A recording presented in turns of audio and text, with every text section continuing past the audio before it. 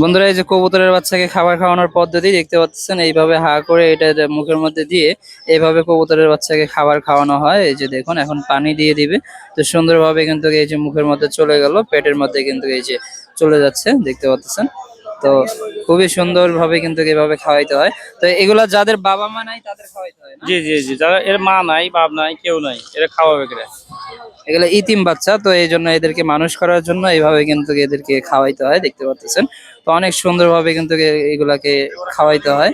তো এখানে বিভিন্ন ধরনের কবুতরের বাচ্চা আছে, গোল্লা, গিরিবাজ, তো উভয়টারই বাচ্চা এখানে আছে। তো এইভাবে বাচ্চা একটা নিয়ে এভাবে সুন্দরভাবে কিন্তু এদেরকে খাবার খাওয়ানো হয় দেখতে পাচ্ছেন। তো প্রত্যেকটাকে চেক দেওয়া হচ্ছে যে কোনটার পেটে খাবার আছে এবং কোনটার পেটে খাবার নাই। তো এটা চেক দিয়ে কিন্তু এটা খাবার খাওয়ানো হচ্ছে দেখতে পাচ্ছেন।